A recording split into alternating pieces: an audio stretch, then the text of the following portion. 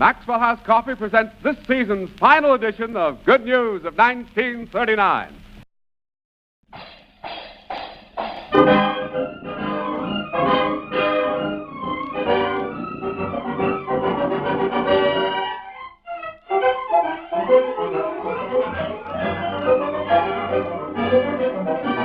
We're off to see the wizard, the wonderful Wizard of Oz. Here he is, the Wizard of Wiz, if ever a wizard was. If ever a wizard was, the Wizard of Oz. It was because of the wonderful things he does. We're off to see the wizard, the wonderful Wizard of Oz.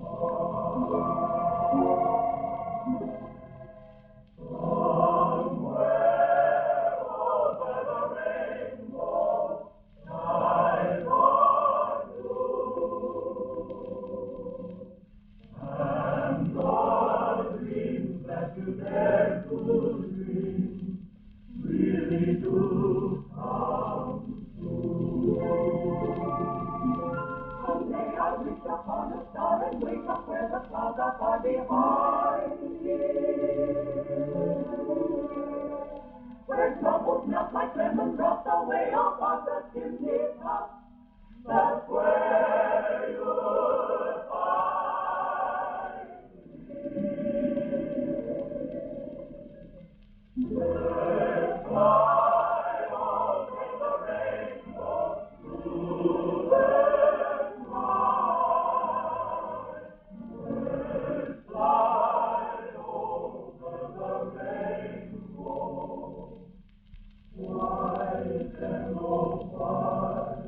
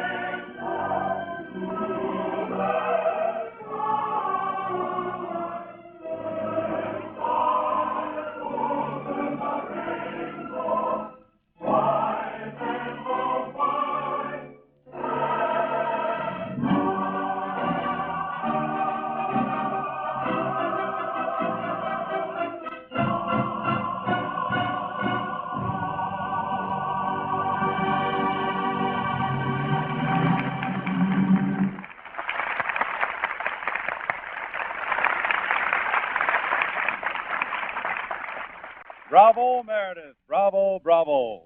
While Meredith lives among his memories of happy school days, suppose we continue with our study of child life. Here she is, that little decoy for a nervous breakdown. Fanny Bright as Baby Snooks.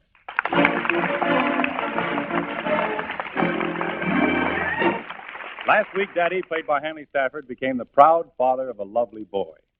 Naturally, he's all wrapped up in the little one. But Snooks seems to feel that the newcomer has usurped her place in Daddy's affections. She's been acting strangely all week, and as the scene opens, Daddy is putting Snooks to bed.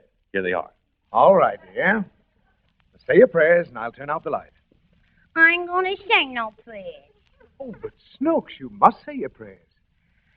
Can I leave out the baby? Why, of course not. Then I ain't gonna say no prayers. Now, look here, child. You don't know how you're hurting me by acting this way. I can't understand why you've been so sullen since the baby came. I don't like him. Well, why not? He hollers too much. Why, of course he cries a lot, but that's only his way of letting us know that he wants something. Well, why don't he ask for it? Oh, Snooks, you know as well as I do that infants can't talk. Why? Because no baby talks until it's at least a year old. That ain't what you said to Uncle Louie. What did I say to Uncle Louie? You said you cursed the day you was born. Well, never mind that. Now, I want you to say your prayers. There he goes again, Daddy. Well, Mummy will look after him. Little Dickens is probably hungry. Where did he come from, Daddy? I told you, the angels in heaven sent him down. Why? Oh, they had their reasons. I guess they couldn't stand that racket. I wish you'd stop that silly talk. The child is adorable, and you'll soon get to love him. Don't you think he's awful cute to look at? No. Well, why do you say that? He looks like a lobster. Well, he is a little red, but all new babies look that way. Anyway, the redness will soon disappear. Will the baby disappear? Not if I can help it. Oh. Daddy, What is it? is only baby's faces red? Oh, no. Sometimes grown people's faces get red. Why? Oh, for various reasons. Mostly a person's face turns red when he's ashamed. Does it? Yes. Why does Uncle Louie only get ashamed in his nose? Well, we won't discuss that now.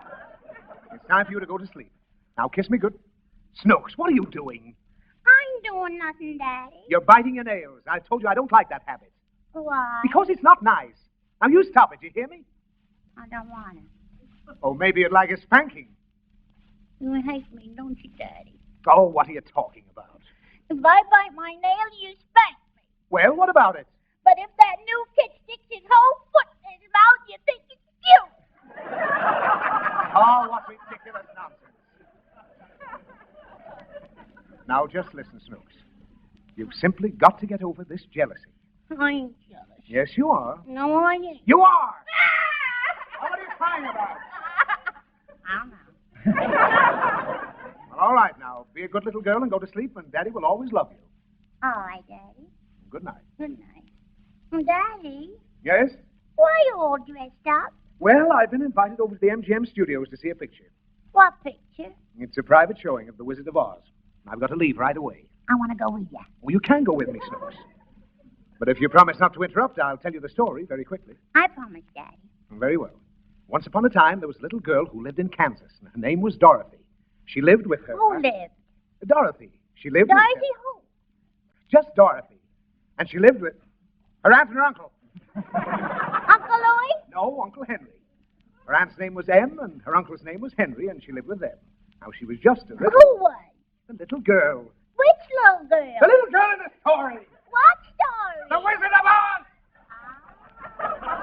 Now, don't ask any more questions. I'll be late for the picture. Now, this little girl, Dorothy, lived with her aunt and her uncle Why? because her parents died when she was a child and left her an orphan. What did she do with it? What did she do with what? The orphan.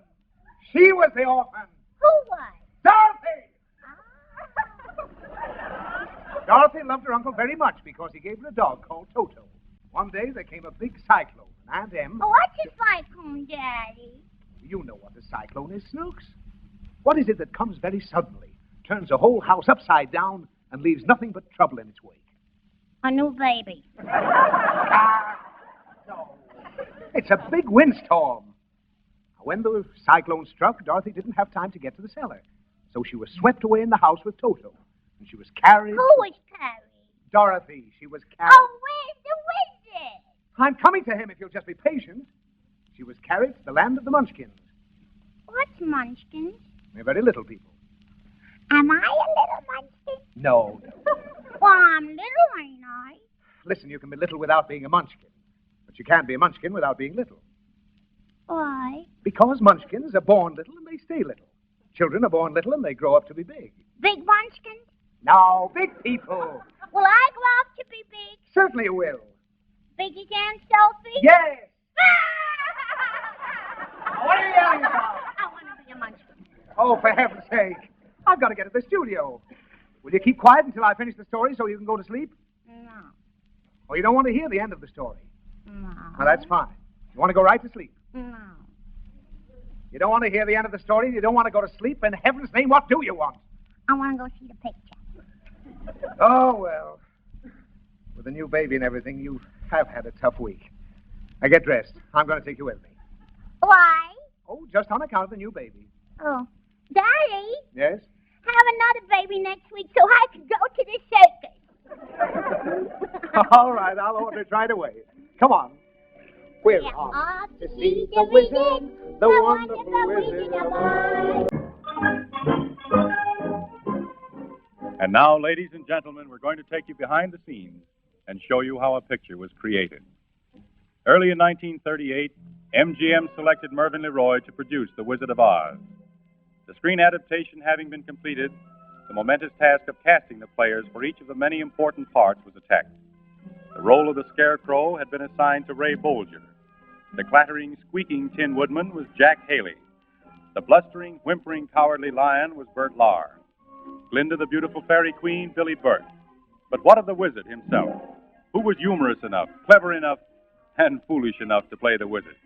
And equally important, what of Dorothy, a sweet little girl who journeys to the land of Oz? Not only must she be a fine actress, but she must be a great singer. And so, in June 1938, in the office of producer LeRoy... May I come in, Mr. LeRoy? Judy, I'll say you may come in. I just called you at your house. Your mother said you're on your way to the studio. Oh, I just couldn't stay home. I was so nervous. Nervous? Why should you be nervous, Judy? Well, after all, Mr. LeRoy, I was thinking maybe I'm not good enough for the part. And... Well, Judy, even a smart little girl like you can be wrong. We've just seen the test we made of you for the part, and... You mean I'm... Well, you've guessed it. You're Dorothy in The Wizard of Oz. Oh, Mr. LeRoy, it can't be true. I dreamed and hoped for a chance like this, but I never really thought I'd be so lucky. You're not lucky. We're the lucky ones. Oh, but, Mr. LeRoy, I just can't believe it. But if I do wake up and it's all true, I promise I'll work and study and do anything to make good. Spoken like the real trooper that you are, Judy. Well, I think I better go now. I mean, do you mind, will you excuse me if I run home and tell my mother the news? She'll be so thrilled. Run along, Judy, and best of luck. Oh, I'm so happy. Well, all I can think of is thank you, Mr. LeRoy. Thank you, Judy. I mean, Dorothy. And so Judy Garland was selected to play the lovable Dorothy, the little girl who travels to the land of Oz and once there, despite its beauty, longs to return to the most desirable place on earth, home. Now Metro had one more casting problem. Who could play the Wizard of Oz, that lovable humbug, that man with a power complex, in short, a delightful phony? The scene, the casting office on the MGM lot. Gentlemen, I want to thank all of you for coming today. The studio has made a definite decision. The part of the Wizard of Oz has been given to Frank Morgan. I demand a recount. Why, I'm a better actor than he is any day. The idea of giving a juicy part like that to such an incompetent loafer. Frank Morgan? Why, that's me. And so the casting of The Wizard of Oz is complete. And then comes the news that rehearsals are to start. For this picture, unlike other pictures, required months of extensive rehearsals before even a foot of film was shot. The scene, a rehearsal stage where the director has been working with the Cowardly Lion, played by Bert Lahr. No, who's a cowardly lion? Why, I can lick anybody half my size. The bigger they are, the harder I fall.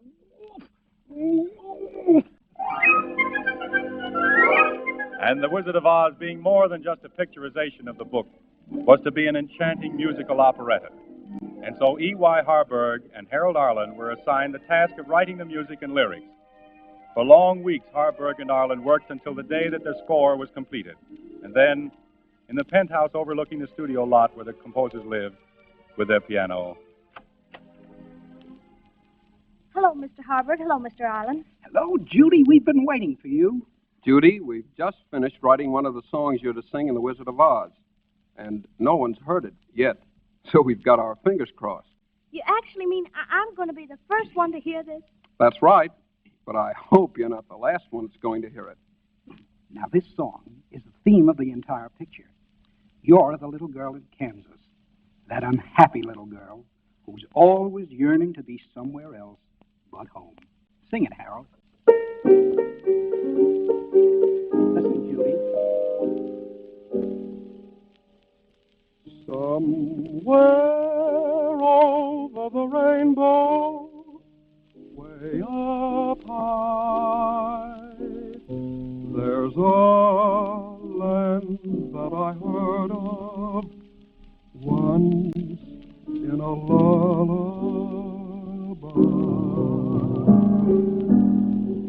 Somewhere over the rainbow, skies are blue,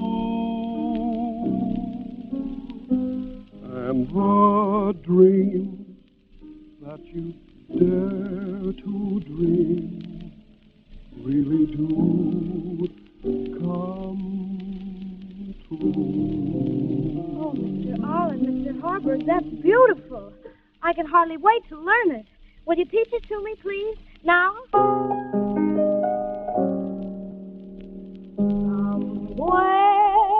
over the rainbow, way up high, there's a land that I heard of once in a lullaby.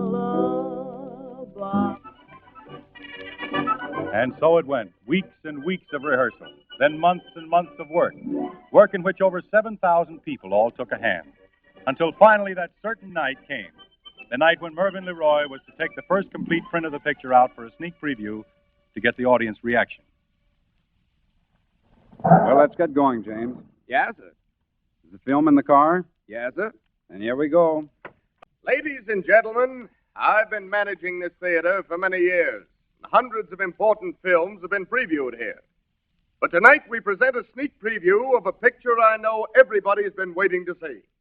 For the first time on the screen of any theater, MGM's Technicolor production of The Wizard of Oz.